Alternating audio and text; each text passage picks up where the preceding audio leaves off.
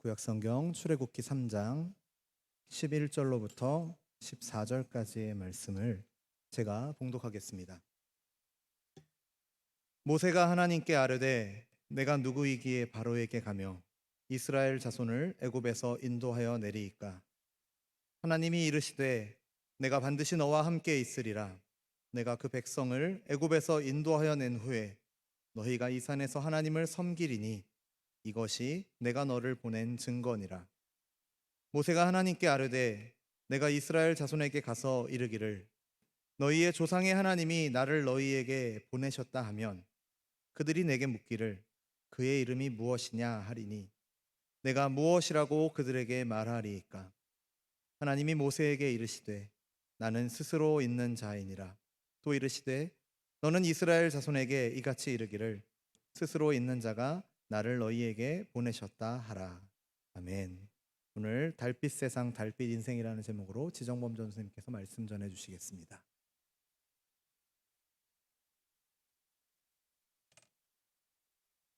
모세는 잘 아시는 것처럼 우여곡절 가득한 파란만장한 인생을 살았습니다.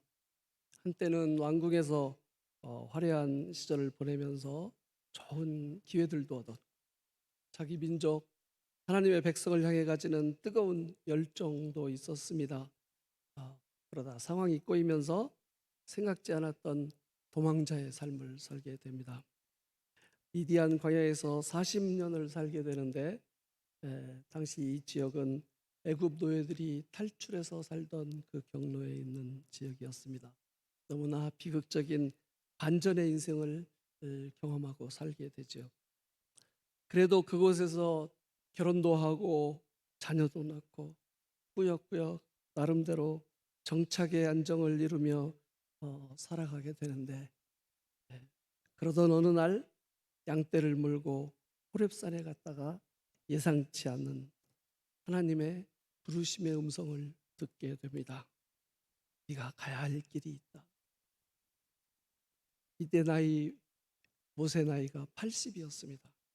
그 당시 평균 수명으로도 이미 많이 늦은 노년의 나이였습니다. 신앙의 길을 가다 보면 이런저런 상황을 통해서 하나님의 간섭 또는 하나님의 부르심 그 손길 앞에 마주칠 때가 있습니다. 나이와도 상관없고요, 상황과도 상관없이 문득 그런 하나님의 숨결을 느끼게 될 때가 있는 것 같습니다.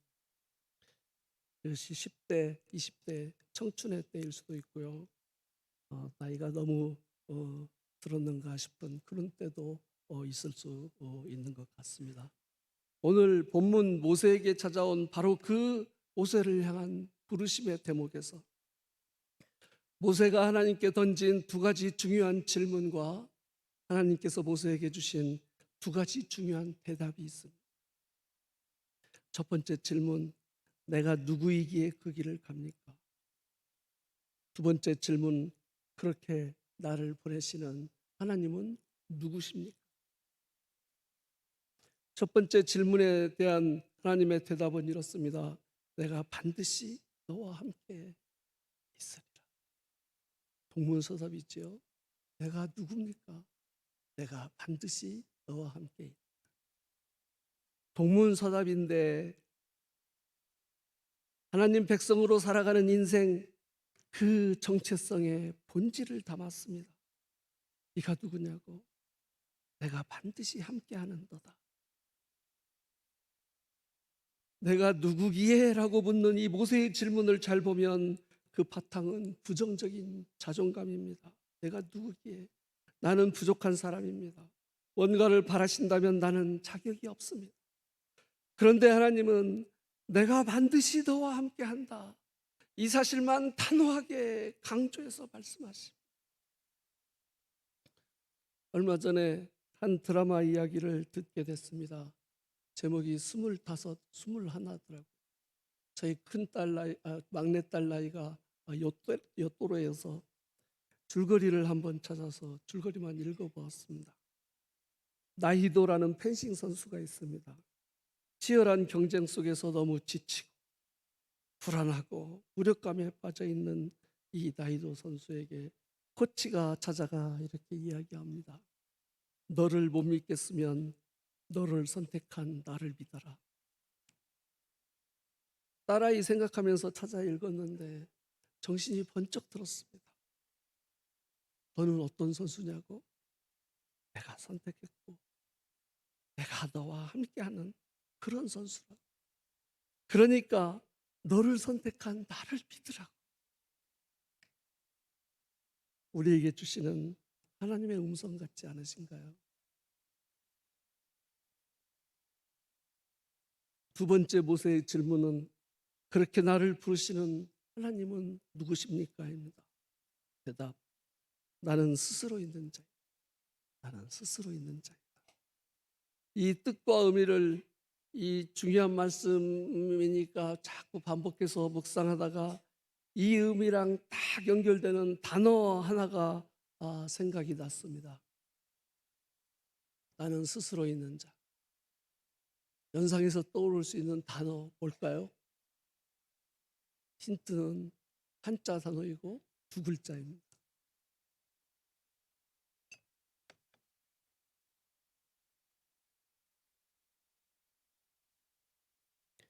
스스로 자, 그럴 연, 자연. 스스로 그렇게 존재한다고. 이 세상 자연의 모습에다가 자연이라는 이름을 붙여 놓았는데 이 이름의 원래 자격도 권리도 지적재산권 실소유자가 하나님이었던 것이었습니다. 누가 어떻게 자연이라는 이름을 삼라만상 피조물의 세계에 겁도 없이 붙여놓은지 모르겠어요. 스스로 그렇다고요? 이 세상 모든 존재는 마치 달빛과 같습니다. 하나님의 존재는 햇빛과 같아요. 달빛의 본질은 햇빛입니다. 달 자체는 달빛 자체는 빛을 품고 있지 않는 반사체일 뿐이고요. 햇빛을 반사해서 지구에 보내면 우리는 그것을 달빛이라고 부릅니다. 달은 해일 수 없지만 달빛에서 우리는 햇빛이 주는 속성의 일부를 받기도 하고 찾기도 하고 누리기도 합니다. 시편 121편 1절 내가 산을 향하여 눈을 들리라 나의 도움이 어디서 올까? 항상 그 자리에 우뚝 선 산 그 웅장함과 아름다움을 보면서 사람들은 감동을 얻기도 하고 알 수 없는 평안함과 힘을 얻기도 합니다. 자연과 세상의 그 웅장함과 아름다움과 꿋꿋함과 그 속에서 하나님 섭리의 손길이 담겨져 있는 것을 보게 되는 거지요. 일반 은총입니다. 하나님의 백성이든 아니든 누구에게나 허락된 달빛과 같습니다. 이것들은 마치 하나님 본체의 옷자락이라고 할 수 있습니다. 달빛이 햇빛을 잃으면 그냥 어둠일 뿐이고 달빛이 밝다고 해도 햇빛의 작은 흔적일 뿐입니다. 그런데 바로 그 달빛, 옷자락 그것이 너무 그럴듯해서 거기에만 시선이 꽂혀서 하나님 본체 그 참모습을 제대로 찾지도 보지도 기억하지도 못한다면 너무 슬픈 일 아닌가요? 그래서 시편 120편 이어지는 2절에 나의 도움은 천지를 지으신 여호와에게서로다 선포합니다. 산을 올려다보았지만 그 산을 지으신 천지를 지으신 하나님을 그 안에서 느끼고 발견하고 찾고 그 안에서 그 하나님 섭리의 손길, 은총의 손길을 만나는 것입니다. 그런데 이 시편 121편 2절로 나아가지 못하고 1절에서 끝나는 인생이 너무 많습니다. 인생에 너무나 많은 비극, 왜곡들이 거기에서 시작되는 거예요.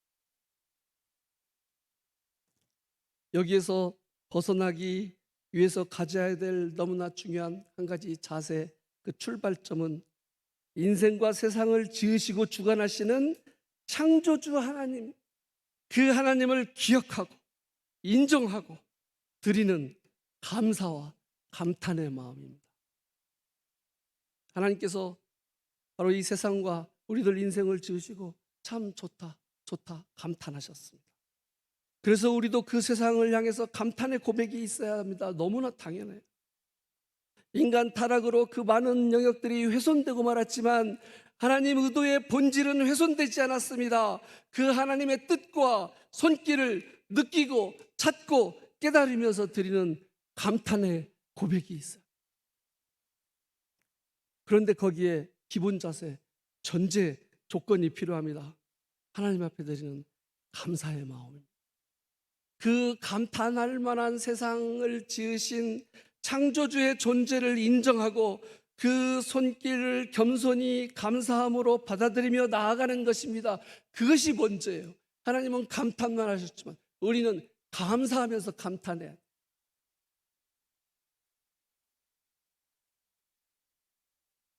인생을 인생답게 살아가기 위한 기본 자세, 기본 조건입니다. 살면서 그 기본 자세, 이 감을 잃어버리면, 감사 감탄의 자세에서 그 감을 잃어버리면 그 삶의 지배자는 누구예요?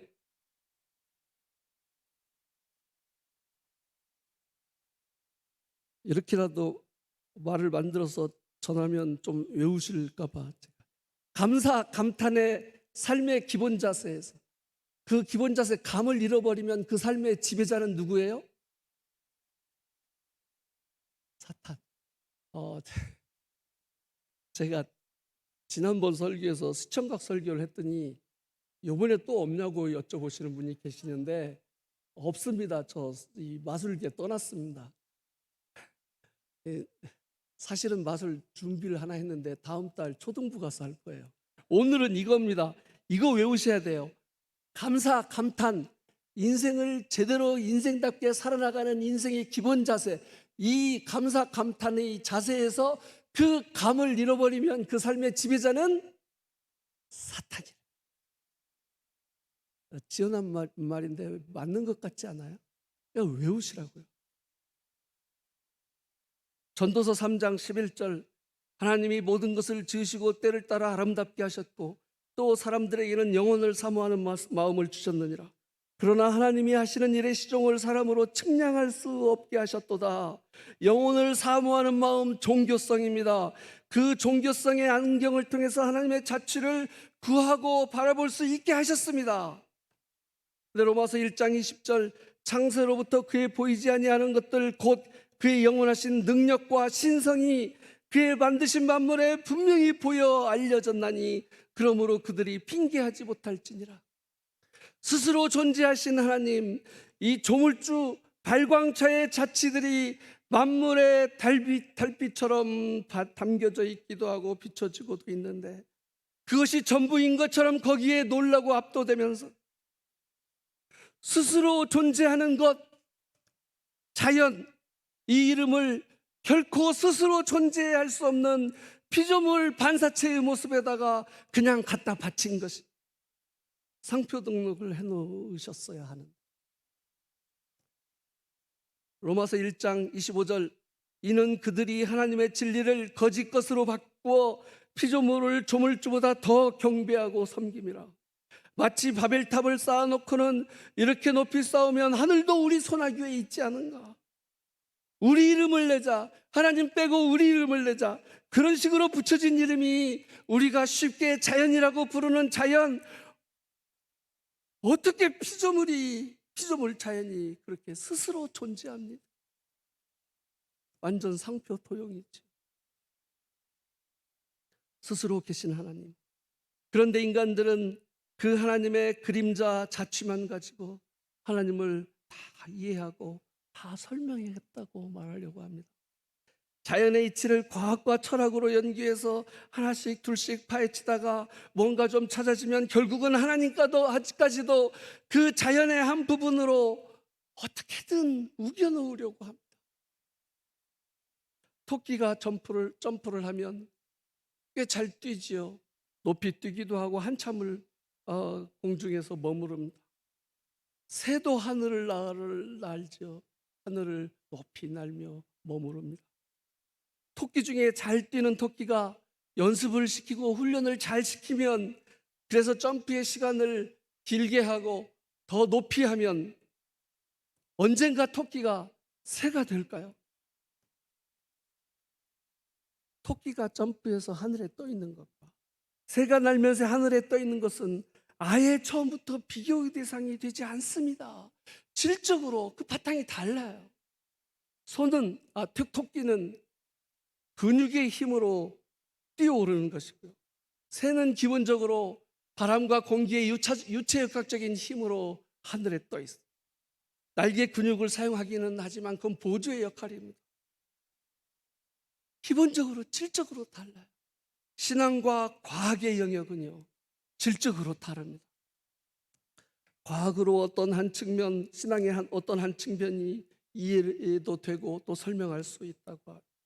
그래서 더 노력하고 발전시키면 언젠가는 이 모든 것이 과학의 영역 안에서 해결될 것이다. 아니요, 과학과 신앙은 원래 종자가 다릅니다.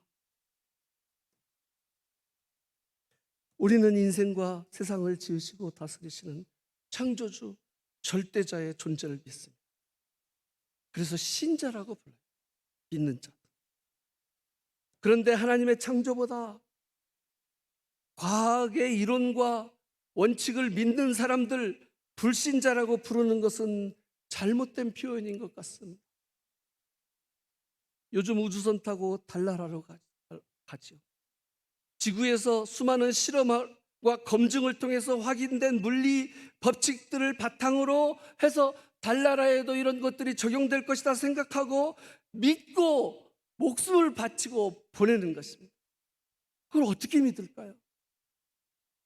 그냥 믿는 거예요. 그런 법칙들 수도 없는 사례에서 지금까지 잘 맞아왔으니까 앞으로도 변함없이 맞을 것이라고 합니다. 그건 또 어떻게 믿을까요? 그냥 믿는 겁니다. 만유인력의 법칙이 그동안 어제부터 그 이전에도 잘 맞았으니까 오늘도 앞으로도 맞을 것이고, 지구에서 잘 맞았으니까 달나라 화성에서도 맞을 것이다. 그 변함없음을 철저하게 확고하게 믿고 의지하는 것입니다.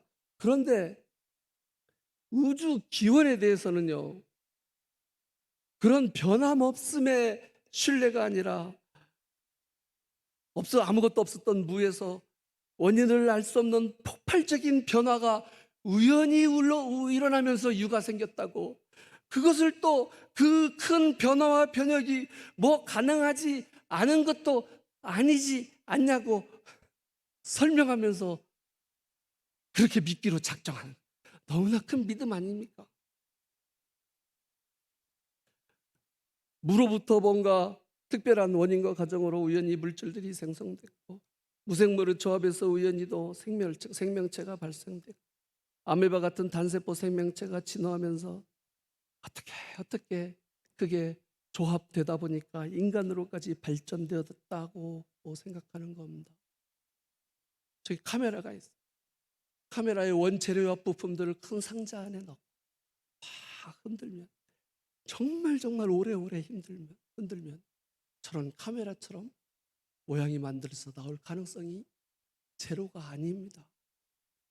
그 가능성이 제로가 아니니까, 확률이 제로가 아니니까 그럴 가능성을 믿겠다고 하는 것입니다.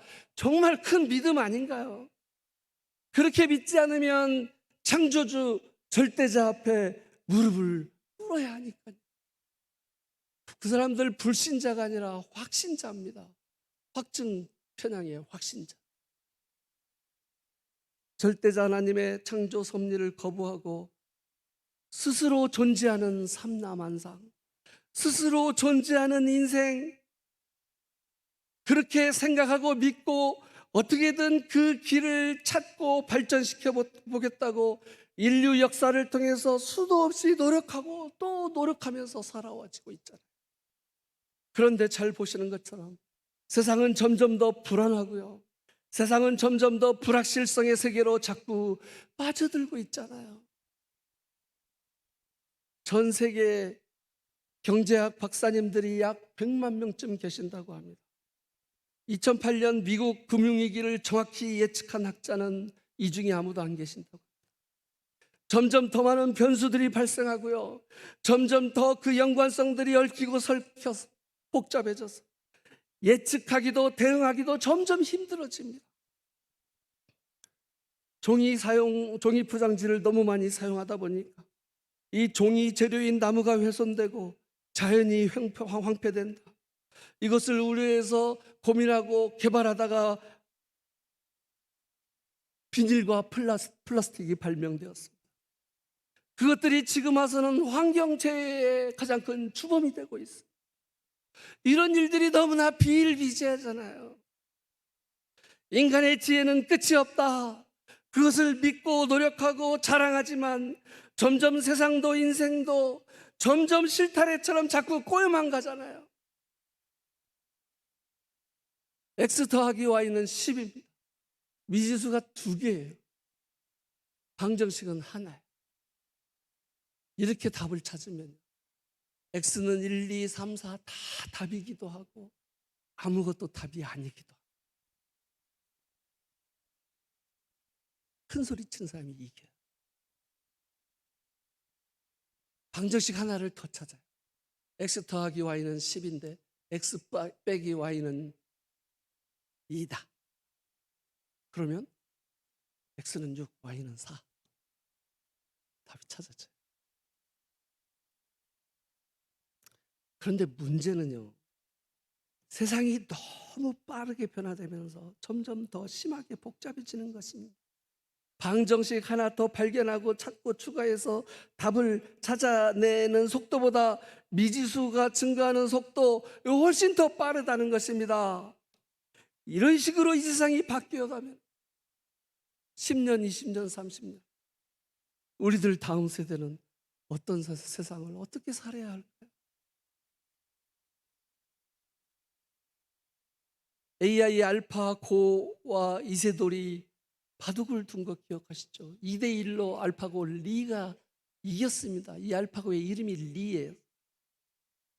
16만 편의 바둑 잘 두는 사람 기보를 그 안에 저장했습니다. 어떤 상황이 되면 그 기보들 중에서 제일 적합하고 좋은 수를 찾아서 착착착착 태워 이세돌을 2대1로 이겼습니다. 이 다음에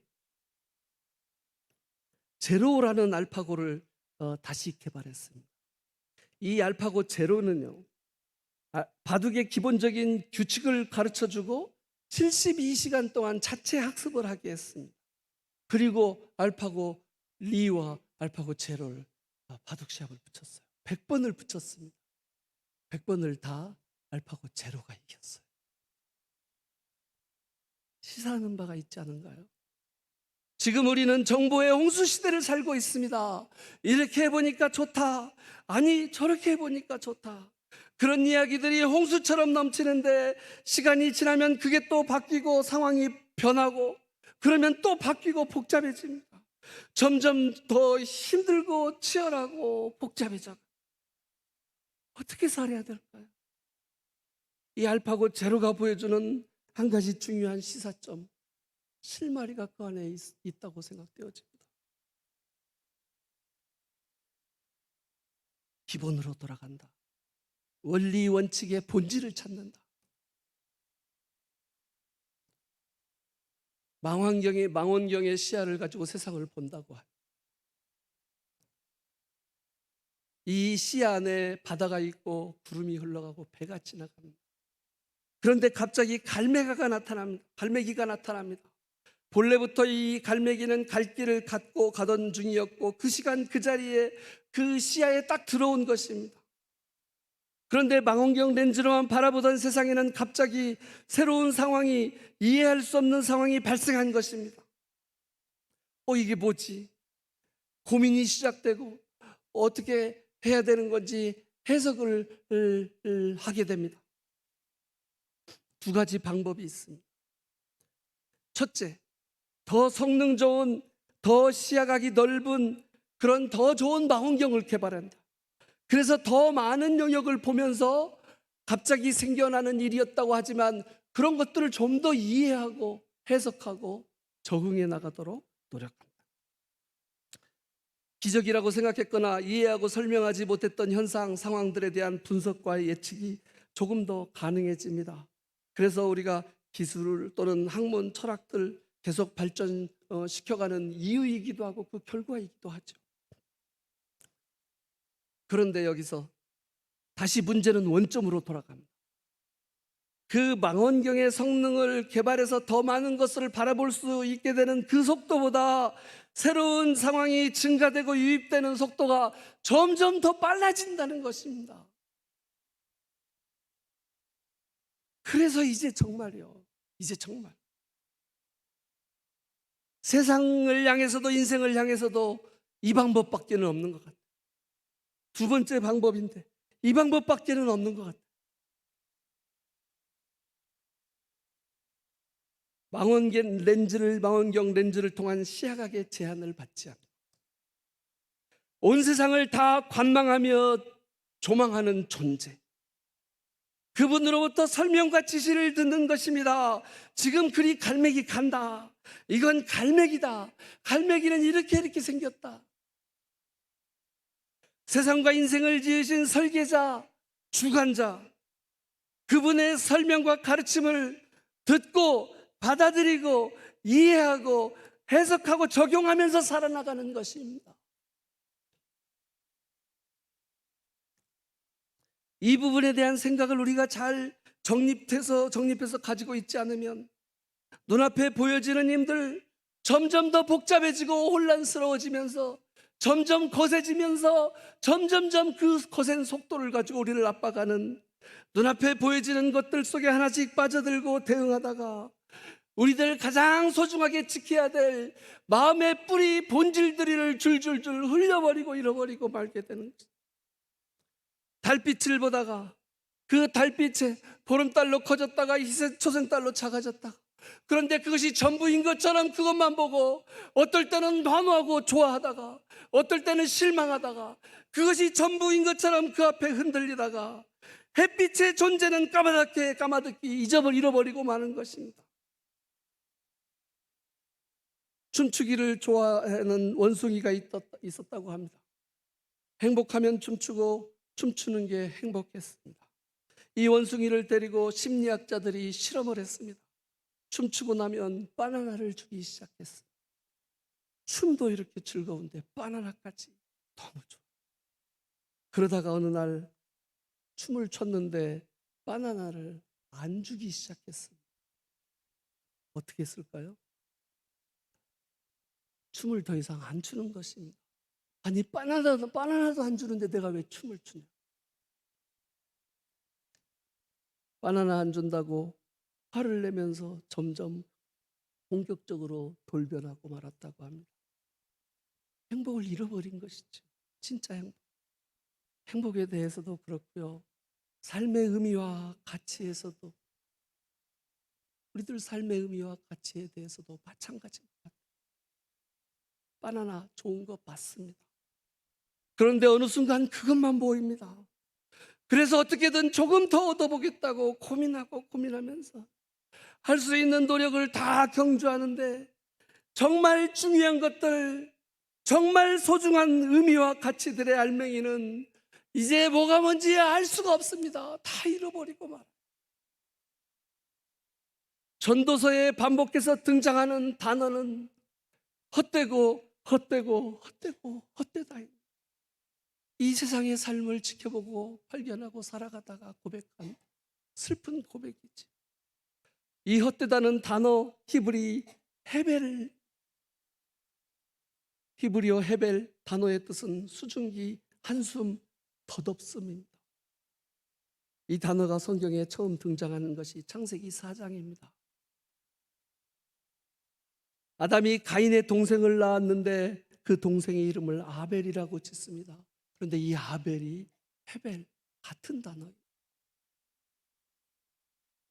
아담이 이름 짓기 선수잖아요. 에덴 동산에서 가장 큰 화력을 보여준 게 이 모든 생물의 이름 붙이기잖아요. 하나님이 그런 모습을 좋아하셨고요. 그 아담이 자기 아들을 낳고 이름을 지었으니까 얼마나 마음과 의미를 다 담아서 지었을까요?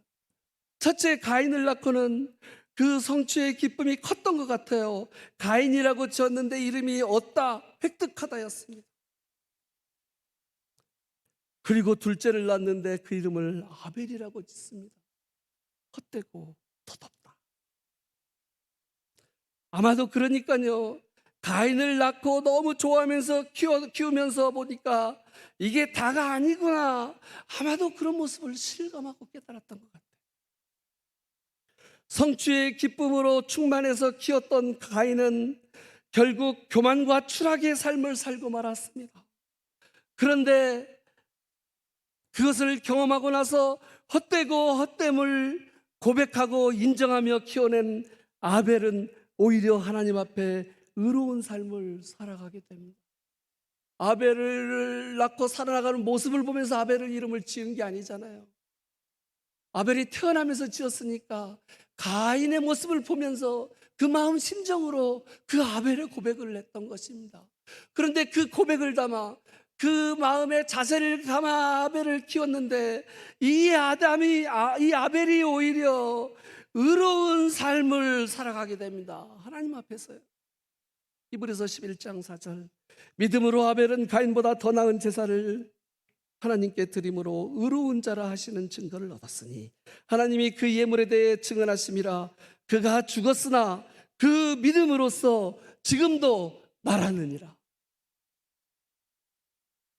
아벨의 인생은 아쉬운 죽음으로 끝나는 것 같았지만요, 그게 끝이 아니었습니다. 그 생생한 믿음의 역사, 그 생명의 씨앗이 지금까지 이어지고 전해지면서 하나님 앞에 의로운 자의 삶으로 우뚝 서 있습니다.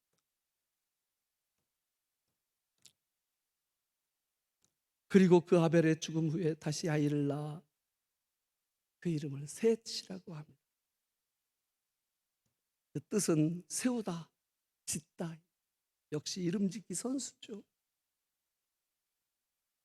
인생의 덧없음을 고백하면서 그 고백의 터널을 지나고 나서야 다시 계속 세워지고 지워져가는 하나님 섭리를 소망과 기대의 시각으로 바라보는 것입니다. 그리고 하나님께서 셋을 통해 그 하나님의 일들을 이루시잖아요. 누가복음 12장에 한 부자의 이야기가 나옵니다. 누가복음 12장 16절 17절 또 비유로 그들에게 말하여 이르시되 한 부자가 그 밭에 소출이 풍성하매 심중에 생각하여 이르되 내가 곡식 쌓아둘 곳이 없으니 어찌할까요? 심중에 생각하여 이르되 그 마음에 생각들이 떠오르기 시작했던 것입니다. 그리고 그 생각이 이어집니다. 18절 19절 곡간도 좀 크게 지어야 되겠고 쌓아둔 것은 이렇게 저렇게 하면 내가 좀 누릴 수 있겠구나, 그런 생각들이 이어지는 와중에 20절 하나님은 이르시되 어리석은 자여 오늘 밤에 내 영혼을 도로 찾으리니 그러면 내 준비한 것이 누구의 것이 되겠느냐. 어리석은 자여, 이 헬라어 아프론, 이 단어가 정말 의미심장하고 중요한 단어예요. 절묘한 단어예요. 아프론의 아는 결핍, 부족을 뜻하는 부정접두어입니다. 프로네오, 생각하다, 판단하다는 것입니다. 여기에 어리석은 자여로 우리 성경에 번역됐는데 이 생각 없는 자야, 뭔 뜻이에요? 심중에 이런저런 생각들이 가득한 어느 한 가진 것이 많은 자를 향해서 그 생각이 얼마나 더덥고 헛된 것임을 이야기합니다. 이 생각 없는 자야, 그것도 생각이라고 생각하냐, 생각도 아니라고 이야기합니다. 이 생각 없는 자야. 그런데 그런 생각들로 우리가 살다 보면 살아야 돼. 이런 옛날 이야기가 있습니다. 살인죄로 투옥한 여인이 있었습니다. 탈옥의 방법을 시도 때도 없이 궁리하다가 아이디어가 생각났습니다. 죄수 중에 장례를 담당하는 관짜는 노인이 있었습니다. 그분과 만나서 작전을 짜게 됩니다. 그 교도소에 사망자가 발생되면 이 노인이 관을 짜서 그를 담습니다. 이 시점에 그날 저녁 때 이 여인이 가서 시체실에 가서 그 관 시체 옆에 들어가 눕기로 합니다.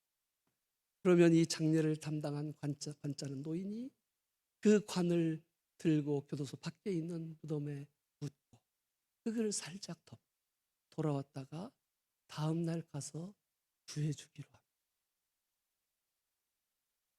그러면 될 것 같아요. 어느 날 교도소에 종소리가 울립니다. 누군가 죽었다는 소리입니다. 아, 오늘이구나. 그날 밤 시체실에 가보니 관이 하나 있습니다. 새로 짜진 관입니다. 안에 열고 옆에 들어가 이 여인이 눕습니다. 그리고 어느 순간 덜컹덜컹 리어카에 밀려 이동하는 소리 느낌이 있고 구덩이에 내려지는 느낌을 갖고 흙이 덮여지는 것을 느끼게 됩니다. 그리고 시간이 흘러 이제 됐다, 이제 됐다. 성공이다. 그런데 시간이 많이 지나는데 노인이 나타나지 않아. 뭐지? 혹시 차질이 있는가? 갑자기 불안합니다. 성냥을 가지고 나와서 그걸 마침 가지고 나왔던 걸로 성냥을 켜서 그 옆에 시체를 보니까 옆에 있던 시체가 그 관을 짜던 노인이었어요.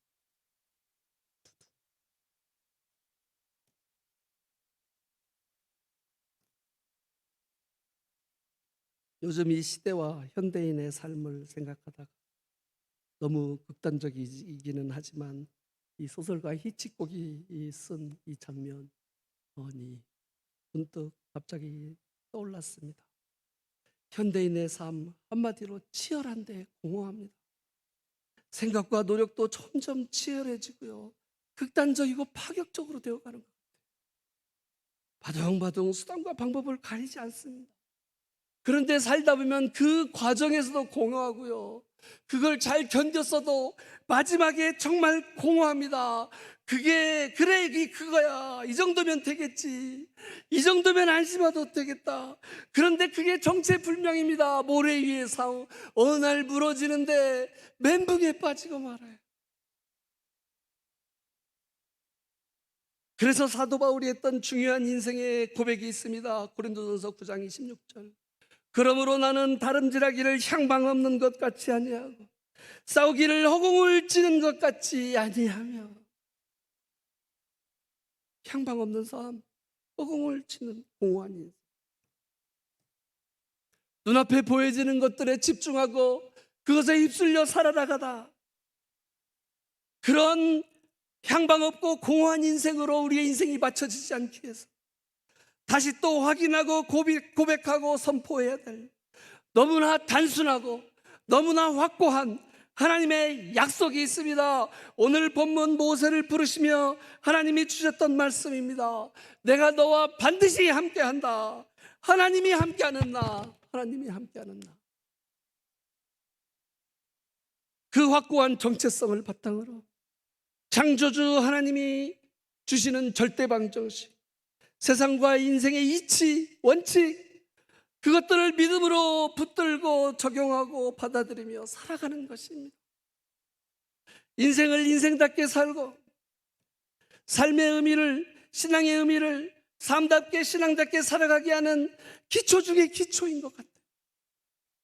그런데 우리는 자꾸 눈앞에 부딪히는 상황들에 세상과 풍조에 휩쓸려서 이 마음의 뿌리, 이 마음의 중심을 줄줄 흘리고 놓치고 맙니다. 거친 바람이 너무 무서워서, 매서워서, 너무 아파서 힘들고 저쳐 주저앉기도 하고요. 거기에 휩쓸리면서 떠밀리면서 그냥 꾸역꾸역 거기서 그냥 살아버리고 마는 인생 얼마나 많은가. 지인 중에, 후배 중에 한 명이 권투 선수였던 분이 있었어요. 이분이 처음 권투 도장에 갔을 때 가장 먼저 배운 것이 눈 뜨고 맞는 것이었다고 합니다. 시합을 하다 보면 어쩔 수 없이 상대방 펀치를 자꾸 맞게 되는데 그때 제대로 준비되고 제대로 훈련되어 있지 않으면 누구라도 그냥 눈을 감아버리게 된다는 겁니다. 그런데 처음 맞는 펀치들은 그냥 어떻게 감당할 수 있는데 그 눈을 감고 그때 맞게 되는 그 다음 펀치들은 정말 치명적이라는 것입니다.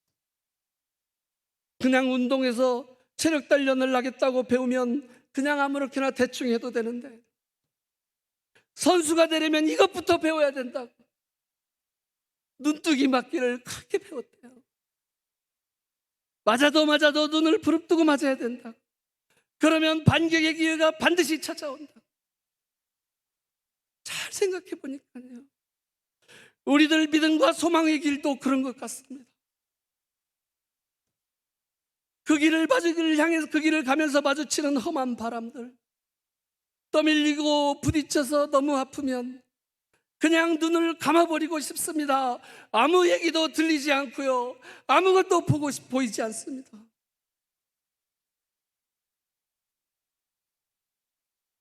그러면서 시야가 너무 흔들리고 너무 복잡하고 꼬이는데, 그런데 그때 인생을 지으신 그분의 음성을 듣고 그분을 바라보아야 합니다. 우리들 믿음의 삶에 선수다운 선수로 살아가기 원한다면 그래야 맞습니다. 복음서 기록을 보면요, 예수님 돌아가시기 직전 그리고 돌아가신 후에 얼마 동안 베드로의 모습 너무나 불안정하고요, 너무나 무기력합니다. 제자로서의 자신의 역할은 끝났다고 생각했습니다. 자기 자신의 모습을 봐도 그렇고 상황을 봐도 그렇고 모두가 절망적이었습니다. 실패였습니다. 그런데 그때 베드로에게 부활하신 주님이 찾아오셨고요, 회복의 은혜를 베풀어 주셨고요, 성령의 강림, 성령의 임재하심을 체험하게 됩니다. 베드로가 그 상처와 절망의 웅덩이에서 빠져나와 그 주님의 손길 앞에 변화를 선택합니다. 무기력했던 모습을 벗어던지고 회중들 앞에 담대히 나가 말씀을 선포하기 시작합니다. 그리고 그 선포하기 시작한 첫 설교의 첫 번째 외침은 이것입니다. 사도행전 2장 17절, 하나님이 말씀하시기를 말세에 내가 내 영을 모든 육체에 부어주리니 너희 자녀들은 예언할 것이요 너희 젊은이들은 환상을 보고 너희 늙은이들은 꿈을 꿀 것이다. 말세에 그리스도의 오심을 기다리는 소망의 때를 지칭합니다. 그러니까 지금 우리의 때도 그 안에 당연히 포함되고요, 내 영을 부어주리니 하나님의 영, 성령의 임재를 약속하셨습니다. 예언과 환상과 꿈, 결국 같은 이야기입니다. 공통점은요, 미래를 향한 소망과 그 소망의 에너지로 충만해질 것이다. 그것을 모든 육체에게 부어준다. 여기 모든 육체의 모든이 제가 생각하는 그 모든 일까 궁금해서 단어 의미를 찾아봤습니다. 헬라어 파스, 그야말로 모든입니다. 예외 없이 모든 육체에 부어주겠다. 우리들 모두에게는요, 인생을 지으신 하나님이 우리들 각자에게 부어주시는 꿈이 있습니다. 그날에 남녀노소 누구에게나 하나님의 영이 임할 것이다. 그들과 함께 가야 할 길이 있다. 그들을 통해 이루어질 나라가 있다. 그 중에 너희도 한 디딤돌이 되고 그 길에 나도 너희와 손을 잡고 해야 될 일이 있다. 이 베드로의 선포 속에서 등장하는 단어들, 그날 안에 오늘 우리가 살아나가는 오늘 이 날들이 물론 당연히 포함되어 있고요, 그 말씀 안에 등장하는 남녀노소 누구에게나 그 안에 우리들 하나님의 백성으로 살아나가는 한 사람 한 사람, 한 분 한 분, 물론 당연히 포함되어 있습니다. 그러니까 하나님의 영이 우리에게 임하시는 것 맞고요, 우리 안에 채우시고 이끌어 주시는 하나님의 꿈이 있는 것 맞습니다. 누군가에게는 그 꿈이 어떤 그들을 향한 꿈일 수도 있겠죠. 누군가에게는 어딘가 어떤 곳, 어떤 분야일 수도 있을 것입니다. 누군가에는 간절히 소망하는 어떤 일일 수도 있을 것입니다. 그런데 혹시 그런 꿈들이요, 모세가 오랫동안 그랬던 것처럼 한때 간절한 마음으로 가져보았지만 현실의 풍파에 밀려 가슴 구석으로 아득히 밀려나 있지는 않으신가요? 그 꿈에 합당치 않은 상황, 여건, 합당치 않아 보이는 나의 모습, 처지들을 생각하면 이제는 희미하게 묻혀버린 그런 꿈들이 혹시 있지 않으신가요? 모세가 그랬던 것처럼 하나님 약속의 부르심 앞에서 다시 그 음성을 듣고 다시 그 마음들이 깨어나 일어났으면 좋겠습니다. 너를 믿지 못하겠으면 너를 선택한 나를 믿어라. 세상 사람들이 환호하고 박수치는 화려한 결실들이 정해져 있는 누구나 꾸는 그런 꿈들을 말씀드리는 것 아닙니다. 성취의 결과물에 집착하면 너무나 쉽게 본질을 잃어버립니다. 원숭이 앞에 놓인 바나나처럼 눈에 점점 그것만 보이기 시작하니까요. 정말 중요한 것, 하나님의 영, 하나님의 마음 우리 안에 채워져 뜻을 품고 하나님의 손 잡고 가야 할 길을 향해 한 발짝 한 발짝 나아가는 방향성, 그렇지 않은가요?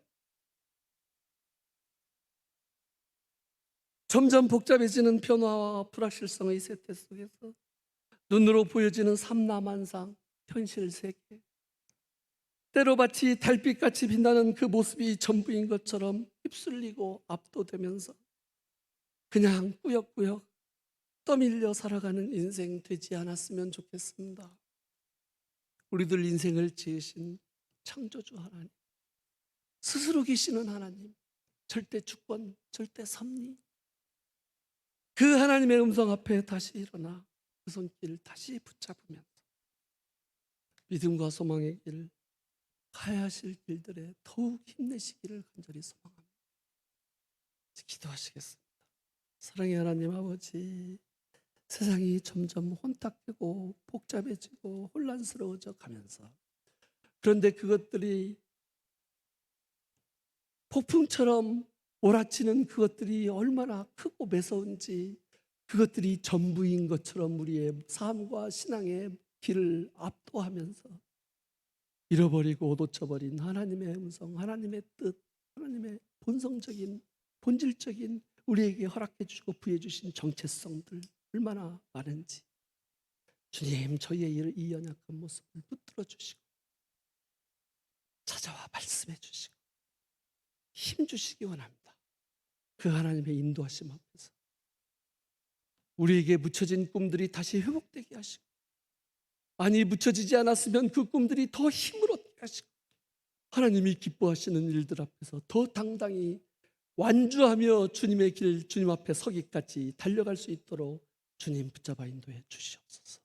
예수님 이름으로 기도합니다.